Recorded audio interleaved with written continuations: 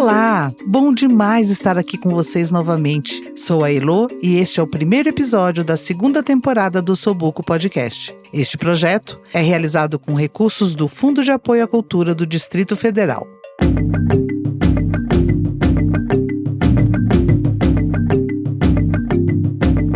O Sobuco DF e as histórias que precisam ser ditas.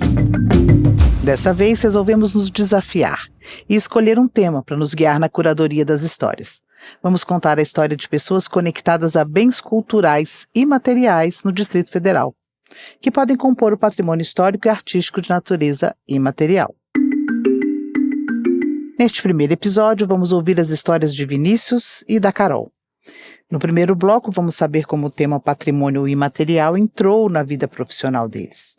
E no segundo, vamos conversar sobre o tema e esclarecer vários pontos importantes sobre o que é, quais os critérios e as características dos bens que podem ser considerados patrimônio imaterial.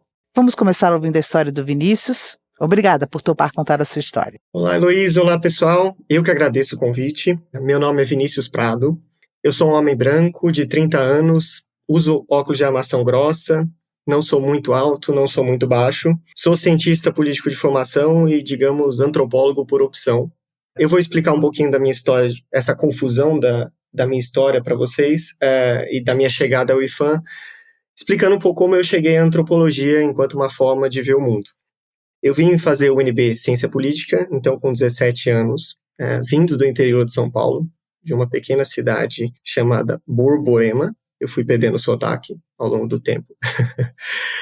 E naquela época eu tinha, enfim, um propósito ali, um tanto quanto ingênuo, de, enfim, mudar o mundo, mudar o modo como as coisas eram feitas. E desde o começo eu passei a me envolver em tudo que a universidade podia me proporcionar, em termos de experiência de pesquisa, experiência de extensão, movimento estudantil, enfim. Se me chamassem para alguma coisa, eu ia. Estava topando, morando sozinho, vamos lá. E foi assim que eu cheguei numa experiência de pesquisa em antropologia, dentro da ciência política. E o nosso objetivo, naquele momento, era tentar entender a relação da estrutural e dos moradores da cidade estrutural com Brasília e com o próprio espaço e com a própria vida. Contando um pouco da história da cidade estrutural, é uma cidade daqui do DF, uma das regiões administrativas aqui do Distrito Federal, e ela era conhecida à época e se tornou conhecida por conta de ter o lixão de Brasília, né, em seu espaço. É então uma cidade conhecida por ser um espaço pobre, de pouca infraestrutura, mas o nosso objetivo não era esse. Não era entender a pobreza, não era entender a miséria, era entender as pessoas, né? O que elas poderiam nos dizer sobre a cidade, a relação delas com a história da cidade, as suas relações políticas, enfim, entender suas vidas.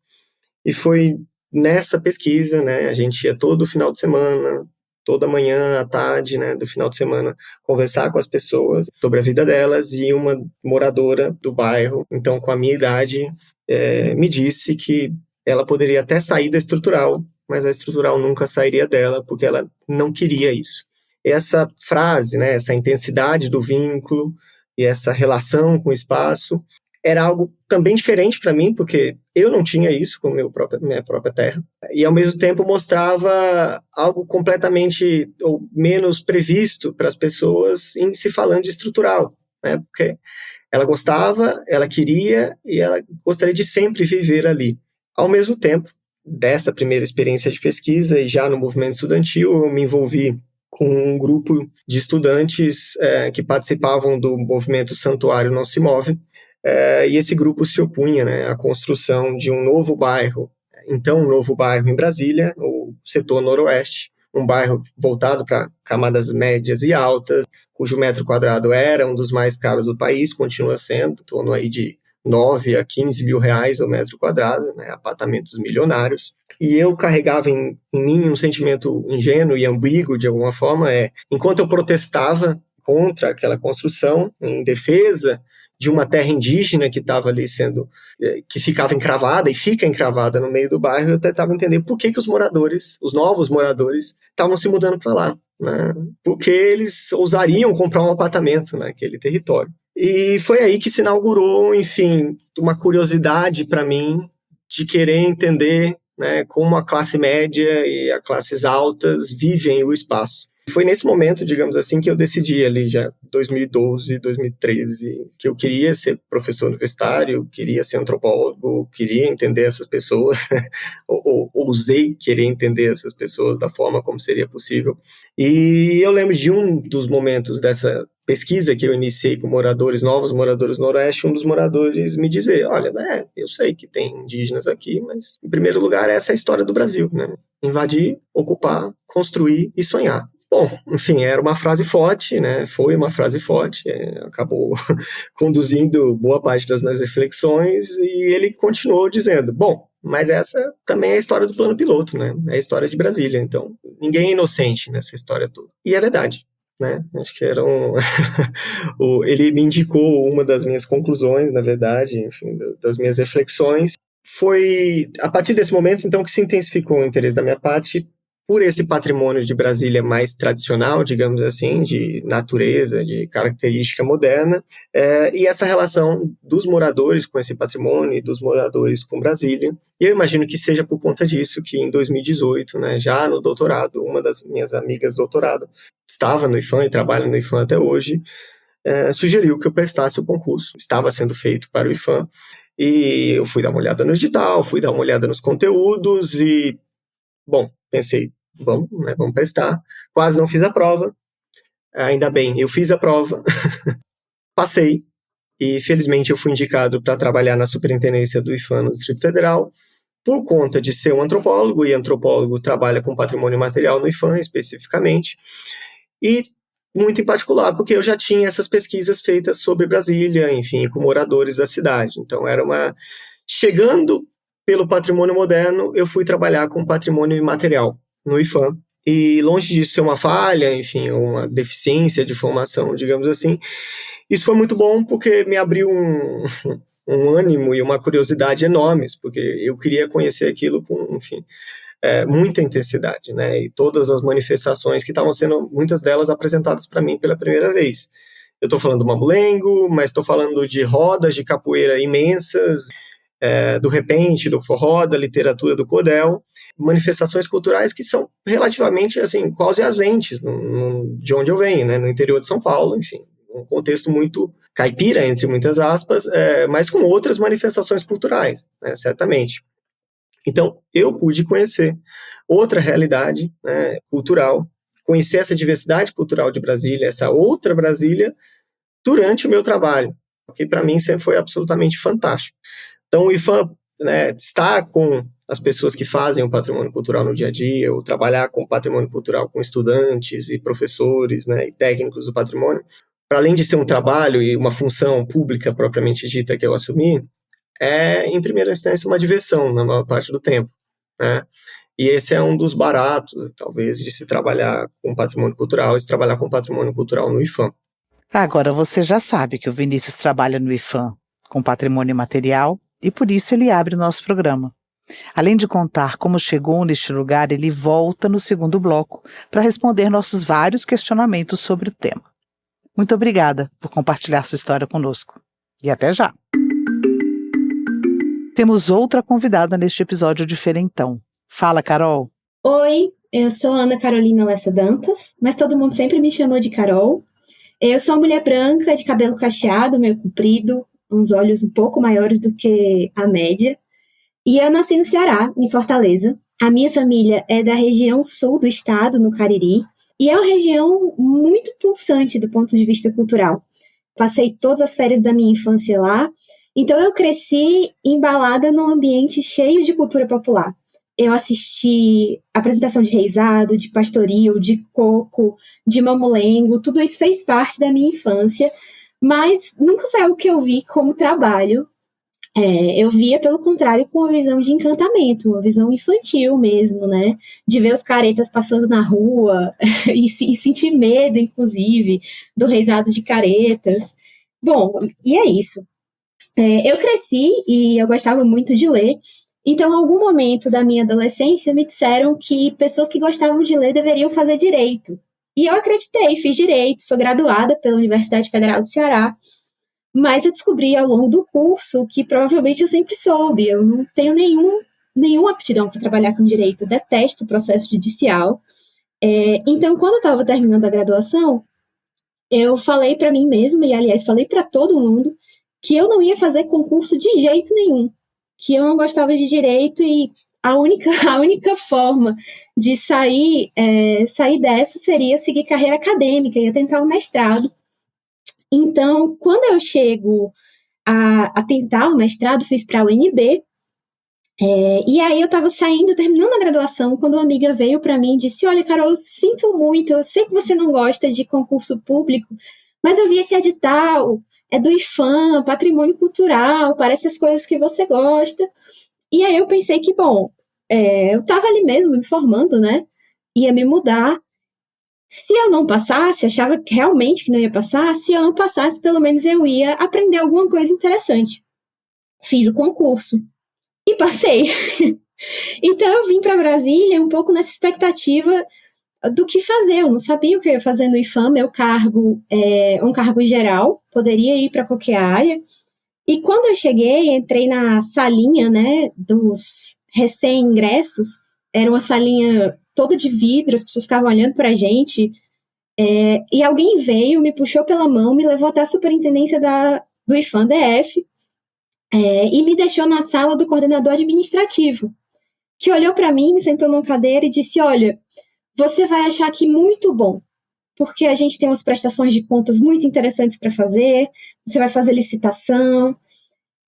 Naquele momento, me deu uma tremedeira, meu olho encheu d'água, e eu mantive a compostura, pelo menos eu acho que eu mantive a compostura na frente dele, mas a vontade era de sair correndo. Eu odeio o processo administrativo, tanto quanto eu odeio o processo judicial. E eu saí daquela sala me tremendo, sentei na cadeira que tinham designado para mim, e fiquei ali uns dias rodando, eu olhava o trabalho dos outros, comecei a estudar patrimônio material, até que eu vi o Vinícius, que é meu colega de trabalho, mexendo nas coisas de uma oficina de salvaguarda para o Teatro de Bonecos Popular do Nordeste. E eu olhei para aquelas imagens, eu olhei para aqueles textos e eu disse: eu sei o que é isso, eu conheço o Mamulengo. E aí eu perguntei, bem enxerida mesmo: eu posso trabalhar com isso? Eu posso fazer esse evento também? Eu posso ver? E ele disse: pode, claro. Comecei a ler tudo que tinha para ler naquele momento sobre o Mamulengo. A gente falou com o coordenador técnico, que autorizou que eu ajudasse na organização do evento. E, por incrível que pareça, o evento foi um sucesso, a gente se organizou direitinho. E desde então eu peguei um gosto enorme, não só pelo Mamulengo, pelos outros bens, pelos detentores do patrimônio imaterial, que são pessoas que eu guardo com muito carinho. E é isso, estamos aqui hoje nessa lida, longe de processo administrativo na medida do possível, e é isso. Muito obrigada, Carol. Muitas vezes a gente não para olhar para trás e ver como que coisas que nos fascinavam na infância podem estar conectadas com as nossas escolhas na vida adulta, né? E preciso abrir um parênteses aqui, para dar uma informação importante. Quando gravamos essa conversa lá em 2023, a Carol estava no IPHAN, como ela conta na sua história. Mas agora, na edição do programa em 2025, ela foi nomeada no IPEA. E a gente deseja que ela esteja feliz por lá também. Mas tudo o que ela contou e o que ela vai falar no segundo bloco está valendo e autorizado por ela. Fecha parênteses. Quando escolhemos procurar histórias que estivessem ligadas a potenciais expressões de bens culturais e imateriais, começamos por uma etapa de pesquisa, para mapear agentes que se encaixassem nesse perfil que definimos para o projeto. O Vinícius e a Carol foram acionados por serem do IPHAN e colaboraram muito para conseguirmos chegar até aqui. Então, eles vão agora conceituar e nos explicar melhor esse universo do patrimônio material. A primeira pergunta que queremos fazer para os nossos convidados é: o que define um bem cultural imaterial? O patrimônio cultural imaterial, ele é, digamos, uma dimensão do patrimônio geral, assim. E eu digo dimensão porque eu acho que é importante que, antes de compreender o imaterial, a gente compreenda o todo. Porque, embora exista um Instituto Nacional do Patrimônio e existam órgãos estaduais do patrimônio, o que é patrimônio pela Constituição é aquilo que diz respeito à identidade, à memória e à ação dos povos que constituem o Brasil. Então, o patrimônio ele está no mundo e ele está no Brasil, independente de qualquer órgão. E, naturalmente, ele é múltiplo. não existe patrimônio material sem patrimônio natural, o Brasília modernista não existe sem o Cerrado, e as manifestações culturais de Brasília não existem sem esse contexto inteiro, né, que está relacionado a outros bens. Então, feito esse preâmbulo, eu acho que patrimônio material a gente pode definir como aqueles bens, aquelas referências culturais que são intangíveis, então a gente não pega nelas, o valor não está estático, personificado num objeto, num bem, mas ele é feito coletivamente, reconhecido coletivamente, e normalmente a gente pode identificar como manifestações, formas de expressão, saberes, né? Mas também tem os lugares, por exemplo, que não são lugares como o Congresso, né, ou a Catedral de Brasília, mas que são lugares reconhecidos como patrimônio imaterial pela sua dimensão intangível, pelo sagrado, pelas práticas que acontecem lá. É o caso da Feira de Caruaru, é o caso da Tava, que é um espaço sagrado indígena no sul do Brasil. Então, a gente reconhece basicamente essas coisas que, digamos, a gente não consegue tocar, mas que a gente compreende esse valor abstrato, esse valor coletivo, e afetivo mesmo, de memória e pertencimento. Um aspecto importante, acho que, desse processo é que, de fato, esse é um entendimento constitucional e ele é absolutamente absorvido hoje pelas instituições de patrimônio. Mas o IPHAN, né, quando começou lá 80 e tantos anos, né, ele partia de um entendimento diferente. Era o entendimento de que cabia às instituições do patrimônio, às instituições da cultura, definir o que seriam os bens culturais. Era uma perspectiva, enfim, autoritária, né, daquele momento histórico brasileiro, né, no contexto do Estado Novo, enfim, o IPHAN surge nesse contexto, no ano de deflagração do Estado Novo, em 37 mesmo, num contexto de tentativa de moldar uma nação para o Estado, né, enfim, uma identidade brasileira para o Estado, nessa forma autoritária, escolhendo aqueles bens, né, que representariam essa história. Mas bens de caráter eminentemente material, que a gente chama de pedra e cal. Enfim, são as construções mesmo, monumentos, edifícios, enfim, aquele momento eram construções coloniais ou associadas ao período de colonização brasileira, de passagem do Império pelo Brasil.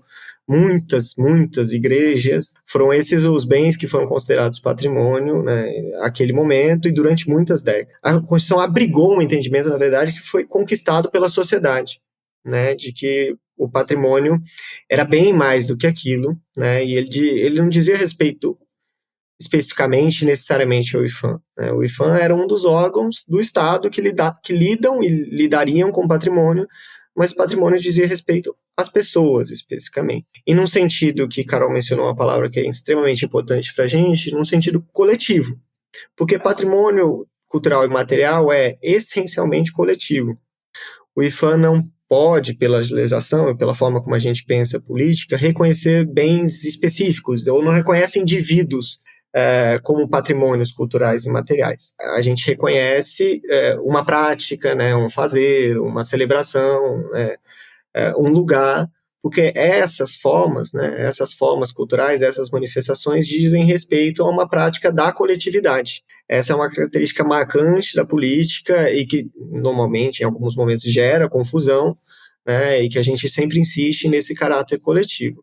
Mesmo assim, né, a gente a todo momento faz referência a quem a gente chama de detentores e detentoras do patrimônio cultural. Porque se a gente está falando mesmo assim de coletividade, a gente está falando de pessoas, mas de grupos de pessoas, né, que fazem o patrimônio cultural acontecer, que fazem ele no dia a dia, né, e que passam esse patrimônio para as próximas gerações, que aprenderam com as mais antigas, né. Então, os detentores são essas pessoas que levam o patrimônio adiante, na verdade, que trouxeram ele de um determinado momento. E são esses indivíduos pertencentes a grupos, né, e a comunidades que fazem o patrimônio acontecer. Perfeito. A sensação que eu tenho, ouvindo a fala de vocês, o que me passa aqui é que é uma coisa meio embolada, né?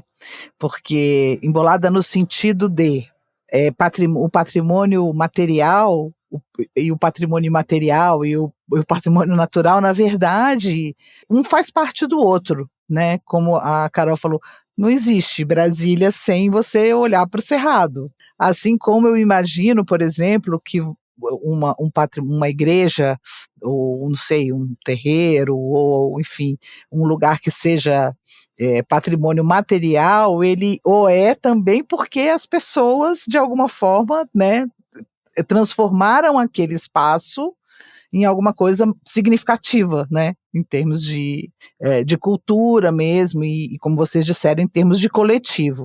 Eu realmente, para mim, essa coisa do coletivo, eu não sabia que era uma regra, foi ótimo, porque eu aprendi agora com vocês, o primeiro aprendizado aqui da nossa fala foi esse. Então, assim, um indivíduo, ele não pode ser um patrimônio imaterial, né, agora um fazer pode, ou uma cultura ou uma passagem de conhecimento e tal. E isso é muito interessante, porque traz para a gente essa questão de o que faz alguma coisa ser o patrimônio imaterial.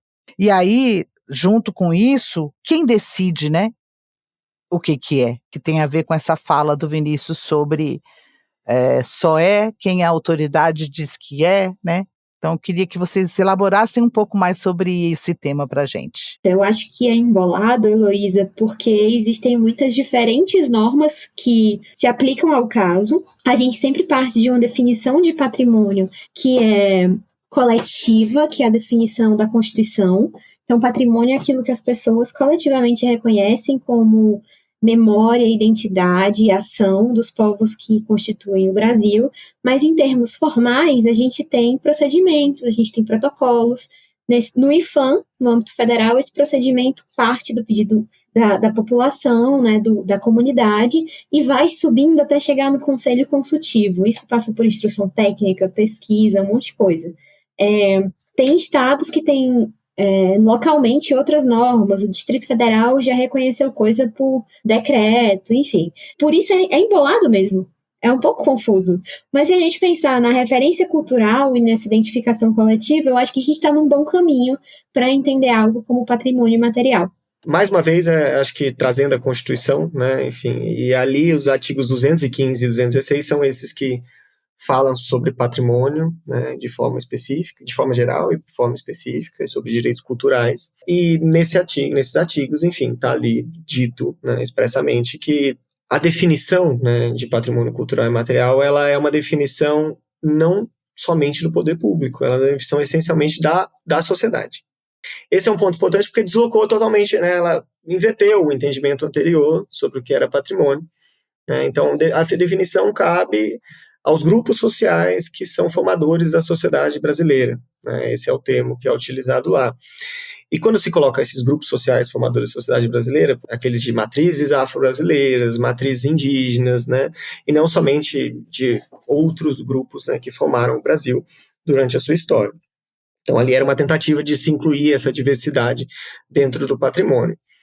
Mas, enfim, o IPHAN é um desses órgãos também que podem considerar de forma oficial, de forma pública, quais podem ser os bens culturais e materiais. E tudo isso diz respeito a uma iniciativa inicialmente da sociedade, né? Então, o primeiro passo, geralmente, para um bem ser considerado bem material, é um pedido da sociedade, né? Tipo, olha, minha manifestação é importante, minha manifestação ela diz respeito à memória, diz respeito à identidade, ela me diz quem eu sou e diz quem nós somos, ela diz respeito ao Brasil, eu quero que isso seja considerado patrimônio.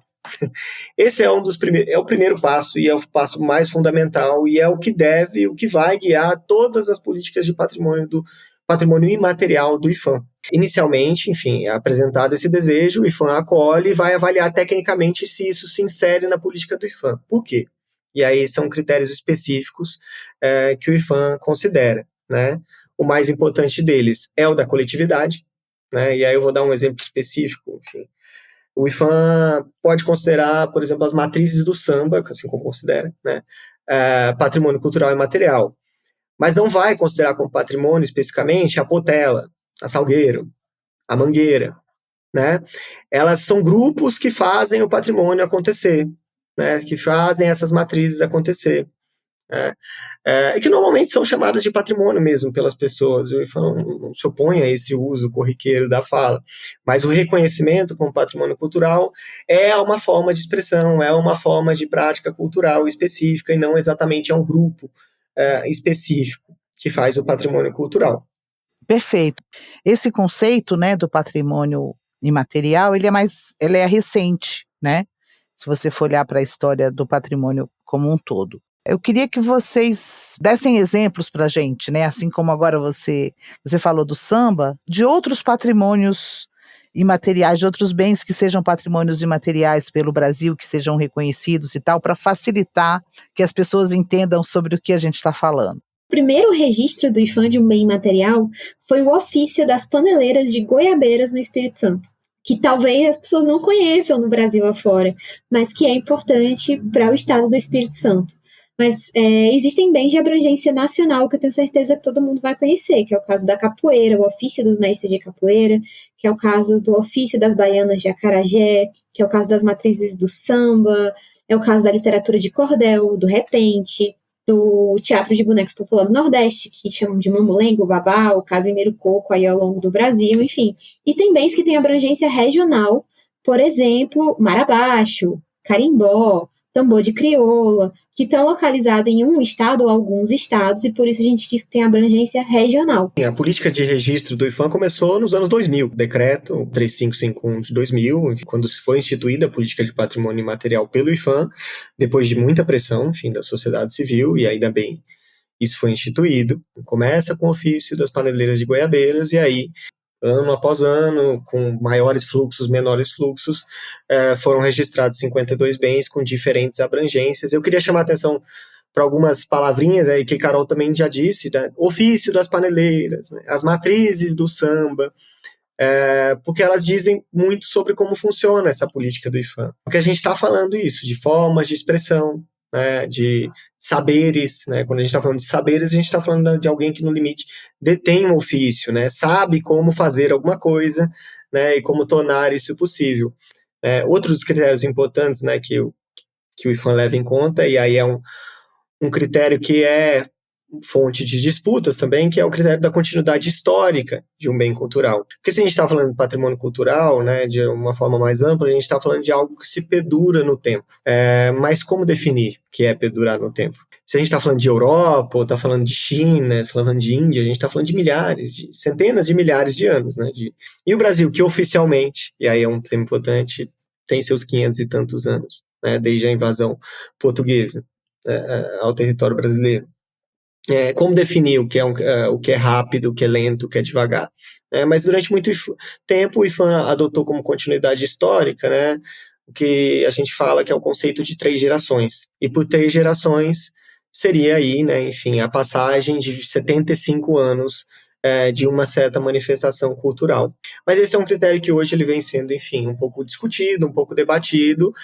É importante a continuidade histórica, a gente difícil, né, o IPHAN não registrará um bem que surgiu ano passado, enfim, uma manifestação cultural surgiu no passado ou há 5 anos, porque é importante que ele se estenda mais no tempo, né? Mas a precisão disso vem sendo debatida até para a gente entender, enfim, o compasso de como as coisas vão se construindo, vão se produzindo pelas pessoas. Brasília é um contexto muito importante nesse sentido. Foi inaugurado em 1960.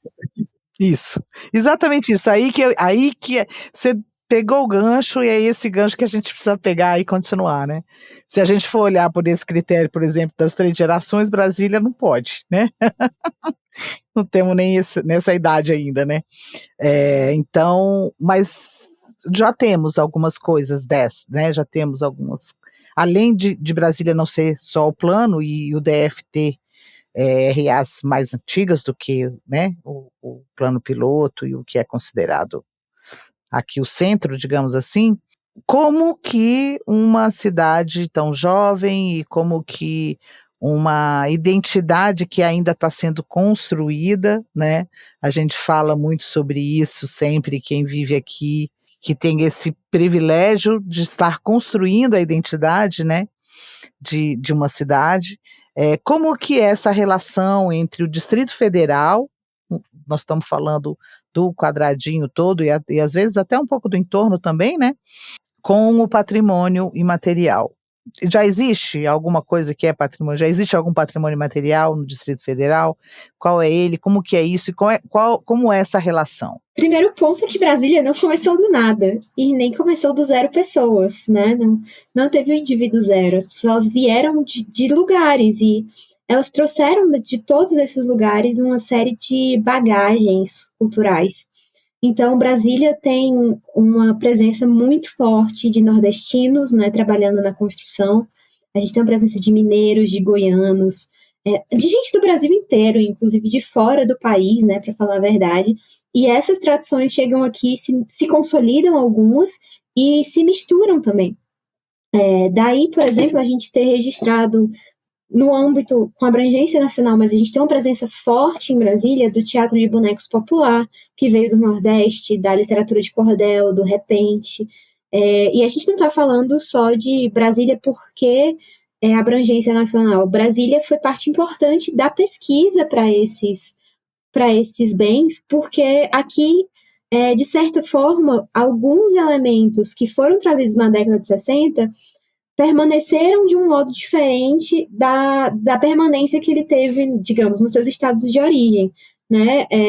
O bem se desenvolveu, mudou de forma diferente da década de 60 para cá, no Nordeste ou no DF. E acontece em outros estados também. Então, por isso a gente tem aqui essa presença forte do repente, da literatura de cordel, a gente tem o ofício das baianas de acarajé, isso sendo registrado por parte do IPHAN, e o governo do Distrito Federal, pela política própria que ele tem, reconhece outros bens ou outras instituições que, digamos, são mais próprias do DF. Daí você tem a ARUC, né, que é uma associação recreativa Unidos do Cruzeiro, você tem o Boi de Seu Teodoro, você tem outras manifestações, outras pessoas, instituições que cabem dentro da política do DF de registro e que são reconhecidas como patrimônio cultural aqui.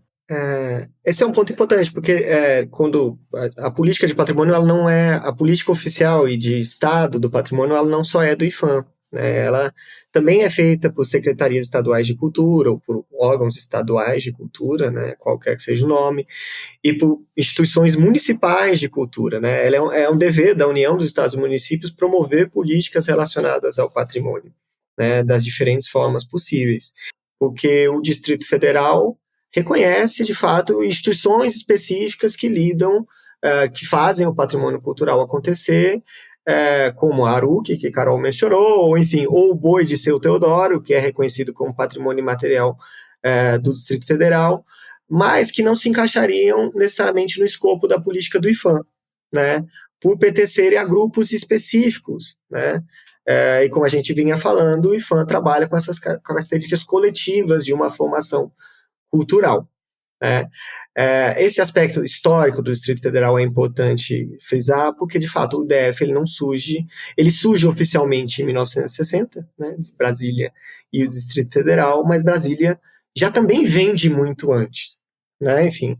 Estamos aí falando de Planaltina, estamos falando de Braslândia, estamos falando dos próprios acampamentos que se formaram por ocasião da construção da cidade, ou seja, muita coisa estava acontecendo aqui nesse território, e coisas que a gente tem poucos registros também, de ocupações indígenas, ou quilombolas, ou de pequenos núcleos, né, rurais e urbanos, e que estavam ali acontecendo e que foram, né, elementos que ajudaram Brasília a se transformar como se transformou ao longo do tempo, né? Então, essas pessoas que vieram trabalhar nas obras de Brasília, que construíram aqui uma forma diferente de mamulengo, uma forma diferente de repente, que também ela é parecida com aquela que foi produzida inicialmente no Nordeste, mas ela tem suas cores, né, e seus tons locais.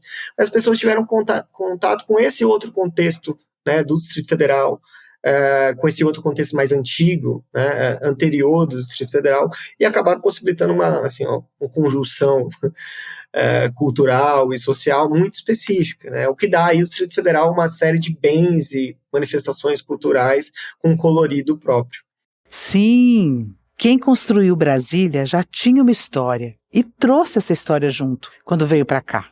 E é isso que está formando a nossa memória, a nossa identidade, compondo esse grande mosaico chamado Distrito Federal. Daí a gente tem a Ceilândia, que congrega muitas famílias vindas do Nordeste brasileiro e assim manifestações culturais que vieram com essas pessoas acabam se fortalecendo e até se transformando, já que em contato com outras culturas no mesmo território. Assim, a gente nota que existe uma formação de identidade através das manifestações artísticas, como por exemplo a cultura hip hop, com o rap na música. Percebemos o orgulho na fala e na atitude dessa comunidade quando essa cultura se manifesta. É por aí o caminho? Não, esse é o fundamento da coisa toda. Esse reconhecimento e esse autorreconhecimento, né, é o fundamento da política de patrimônio cultural e material. Essa ideia de se ver fazendo patrimônio, de se ver como um parte de um todo maior do que aquele somente individual. Ceilândia é marcante nisso, tanto pela escala populacional, né? É a cidade, é a região administrativa mais populosa do DF, pela forte presença de moradores vindos, né, das primeiras gerações vindas da região Nordeste, dos estados do Nordeste. Então, com grande influência dessas manifestações nordestinas, né, esses bens que foram registrados pelo IPHAN, né, mamulengo, forró, repente, literatura de cordel, todos têm pessoas fazendo esses bens em Ceilândia, né? Você vai encontrar certamente, às vezes encontrar mesmo sem querer, né? Você está passando na rua, está passando na praça, vai para um comércio, está lá acontecendo, né? Não é uma ocasião específica para aquilo, vai estar ali em efervescência, né? Coisas foram se transformando em Ceilândia e foram dando origem também, conversando com outras manifestações culturais. O próprio rap que você diz, é difícil dizer que ele está separado também dessa influência nordestina ou dessa anterioridade nordestina, né? Eles se misturaram, né? Foram construindo, são manifestações próprias, com características próprias, e é importante dizer isso, porque no limite a gente não está dizendo que é tudo a mesma coisa, e, né, enfim, não existe nada que seja específico e particular. Pelo contrário, vão se construindo particularidades, mas muito por conta desse contato e dessa diferenciação, dessa diferença, né, dessa conversa entre as manifestações culturais, entre as pessoas, entre os grupos. O IPHAN, né, dentro da política, a gente tem 4 livros de registro, né, e registro é um termo importante porque com ele, o IPHAN está tão somente reconhecendo, por sua política, aquilo que a sociedade já reconheceu, né? Por isso o nome, registro, né? E a gente tem 4 livros, que a gente chama os livros de registro, que são os livros dos saberes, das formas de expressão, dos lugares e das celebrações, né? E essa divisão, essa categorização, o número até, ele é derivado da política de patrimônio material, porque na política de patrimônio material também são 4 livros, os 4 livros do tombo. Então, quando foi criado, foram criados 4 livros também, mas acho que no patrimônio imaterial, essa divisão, ela faz, enfim, sentido para alguns bens, faz bem menos para outros, mas no limite ela não norteia em termos de a gente tem que fomentar mais determinados bens de determinados livros, né? Ou a política é feita dessa forma com um livro e não é feita com outro, né? No limite, todo o trabalho é feito de forma conjunta, independentemente do livro e da categoria em que o bem foi inscrito como patrimônio pelo IPHAN. Eu queria pontuar uma coisa aqui que é importante, que é assim, a gente está aqui conversando tecnicamente, né, sobre o que é patrimônio e tal, mas o Ossobuco é um projeto de histórias e de histórias pessoais. E para a gente, por que a gente está falando sobre isso? Por que a gente está querendo entender isso melhor, né? Na verdade, a gente está usando essa sabedoria de vocês, né, do IPHAN, e enfim, desse arcabouço todo do que é patrimônio e da importância disso para a gente como cidade, como identidade, para ter um critério de dizer qual é o tema, né, dessa nossa nova temporada. E aí o tema, a gente falou, bom, a gente quer entender e quer ouvir as histórias das pessoas que, de alguma forma, estejam envolvidas em projetos, em celebrações, em lugares, em formas de expressão e saberes que significam muito para a nossa cultura local aqui, né? Então, a gente partiu desse lugar, e é por isso que a gente está aqui hoje conversando sobre o patrimônio imaterial para entender melhor o que é, mas a gente está buscando as pessoas, né? No nosso caso, é individual, porque a gente quer conhecer as histórias individuais, mas esse reconhecimento se faz pelo coletivo, né?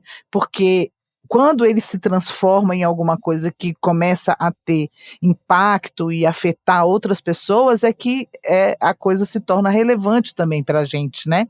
Então, a gente está conversando sobre isso aqui para entender esse contexto, e é muito importante para todo mundo, mas a gente vai falar sobre as histórias das pessoas. E aí tem todas essas diferenças com relação a esse lugar mais técnico, que é o lugar de vocês, né? O nosso jeito de aproximar as duas coisas foi pedindo que vocês contassem suas histórias e antes da gente começar a conversar. Mas eu queria saber para vocês, antes da última perguntinha que eu tenho, como que vocês veem esse projeto? O que vocês acham que esse projeto específico do Osobuco, em que a gente está buscando olhar para essas histórias, como que ele pode se inserir nessa cultura e nesse lugar, né, do patrimônio imaterial no Distrito Federal? Como é que é visto isso, assim, por vocês? A gente falou muito de dimensão coletiva, o bem tem que ser coletivo, o reconhecimento é coletivo, mas toda a proposta do patrimônio imaterial é que o coletivo não esmague as pessoas. Não existe esse coletivo sem as pessoas. Inclusive, por isso o termo mestre da cultura popular, o termo detentor, ele faz muito parte do nosso vocabulário, porque, no fundo, a política é o que as pessoas fazem, o que os detentores fazem, e o IFAM é um grande mediador dos desejos dos detentores, dos projetos, dessa comunidade que gira em torno do bem. Então, contar a história de um detentor é também contar a história do bem, porque os dois se autoconstituem, assim. Você vai, talvez, quando você entrevistar as outras pessoas, você vai ver que a vida dela está provavelmente atravessada de um monte de eventos ligados ao bem, porque é isso que fez ela chegar lá, assim. Não existe, não sei, Raul Zelaya sem Vale do Amanhecer, esse é um exemplo muito óbvio, mas também não existe Chico Simões sem Mamulengo, não existe Donzílio Luiz sem Cordel, enfim. Daí, contar a história das pessoas é contar a história do bem mesmo. Eu acho que tem um lugar muito importante nessa valorização dos mestres da cultura popular do DF. É isso, quem faz patrimônio são as pessoas, né? O entendimento de que o IFAMPAT é que elas fazem coletivamente, aí é um pulo do gato, digamos assim, né? É o a mais para o reconhecimento, mas fundamentalmente a gente está trabalhando com pessoas o tempo inteiro, né? Boa parte do nosso trabalho é isso, é fazer reuniões, escutar as pessoas, ouvir o que elas querem, o que elas precisam e como nós podemos auxiliá-las nesse processo, né, para fazer com que o bem e a manifestação cultural chegue a mais pessoas. Maravilha, gente. Eu queria, então, para terminar, perguntar para vocês o seguinte: o que muda para as pessoas, para o coletivo, para a comunidade, quando um bem é registrado, tem o seu registro como um patrimônio imaterial? Bom, primeiro a gente tem uma dimensão da valorização mesmo, do reconhecimento. Finalmente o Estado admitindo, reconhecendo a importância e o valor que aquilo tem, já tinha, né, foi se construindo. Mas, falando especificamente de política pública em patrimônio cultural, o que a gente costuma chamar de salvaguarda é todo o processo que se inicia com a pesquisa do registro e que se prolonga para depois do registro. É um compromisso público que o Estado brasileiro assume no âmbito nacional, né, do IFAM.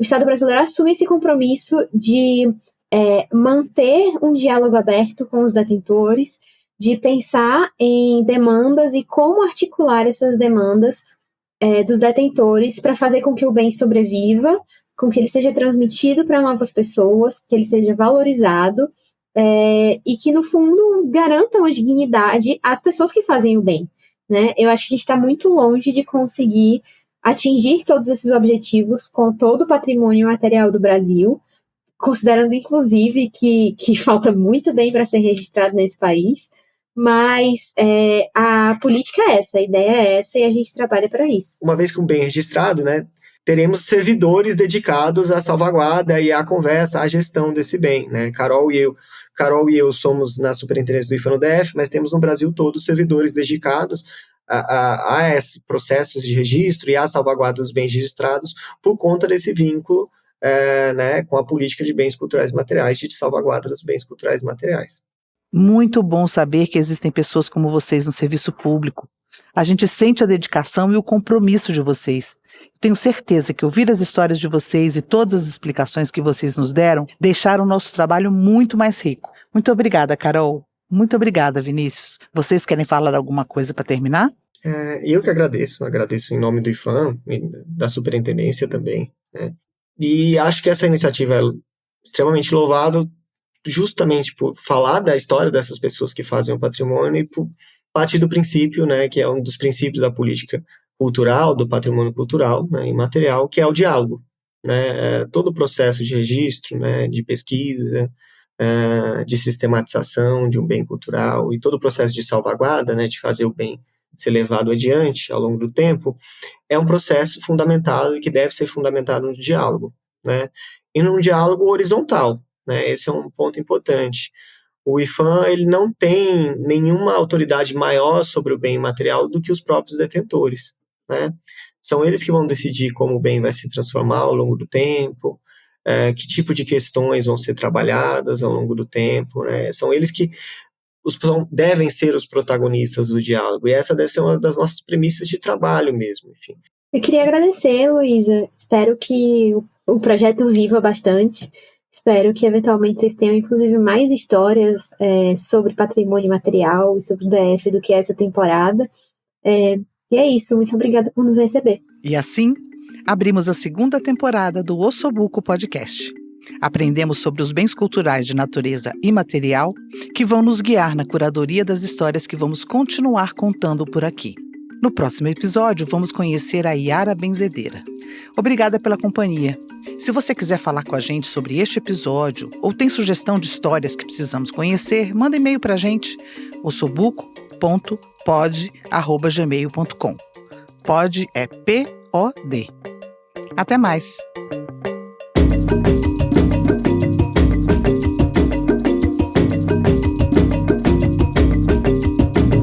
Este projeto é realizado com recursos do Fundo de Apoio à Cultura do Distrito Federal. Coordenação geral, Heloísa Rocha. Coordenação de produção, mentoria e curadoria, Denise Cote. Pesquisa, Maíra Fonseca. Coordenador técnico de áudio, Jota. Gestão administrativa, Beatriz Ramos. Fotos, Zuleika de Souza. Roteiros, edição de conteúdo e apresentação, Heloísa Rocha. Edição e trilha, por Aloysio Lous, da Som do Cosmo. Identidade visual, Vinícius Santos. Site, Daniel Souza e Danilo Lima. Estratégia de comunicação, Tum Thompson. Mídias sociais, Carol Dutra. E assessoria de imprensa, Érica Cidade.